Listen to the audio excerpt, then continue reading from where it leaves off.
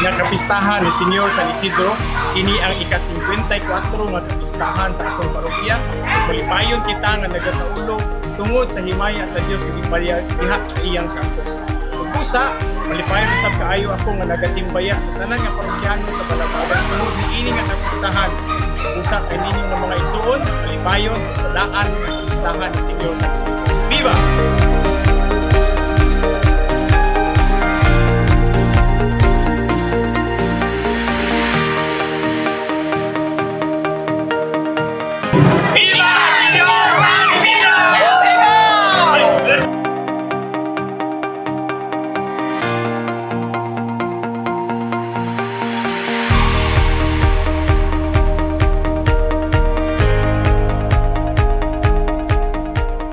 Dako usab kaayo ang akong kalipay nining panahon na very successful kaayo ang mga plano sa tanang komitiba o ang tema parokya o pamilya nga naga-mission uban ni San Isidro.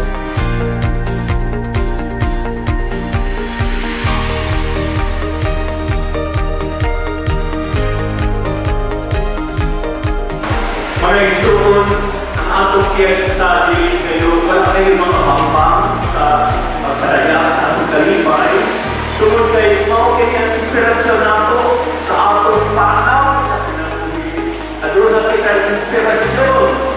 Kung kanang mao ang inspirasyon, tingali sa pagtanaw sa uban, yaan mo kaayo, tungod kay siya sa lamang ka magbabaon, o sa lamang ka mag-uumang, magdagaro. O in atong panahon karon na nagatumbang na usap kita umain ng krisis sa pagkaon, food security. Kana si San Isidro na panunod na nato na ang papel na limutan sa mga magbabaon, mag-uumang, importante kayo. Usanay lang na ito sila ang mga bayani. Kaya kung wala ang mga mag-uumang, wala kita'y makaon.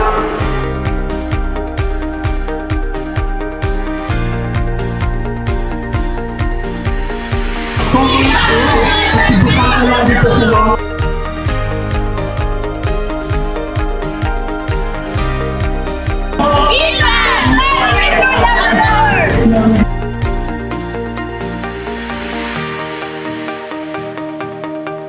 Viva Senyor San Isidro!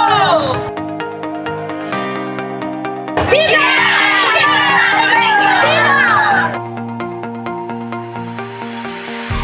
Sa mga igsoon, si San Isidro na kato na paninundong na nato na kinahanglan atong tanaw pag-usap balik-tanaw nato ang papel na gihugtan sa mga mag-uuman.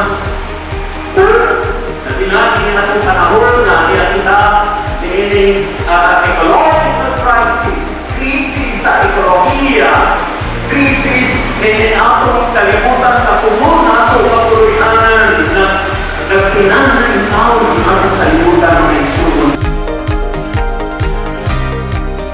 Nga kung atong sudbungon ang mga larawan, iadtong mga nagmatinumanon nga misunod ni Kristo, manasig usab kita sa pag-angkon sa syudad nga maabot pa.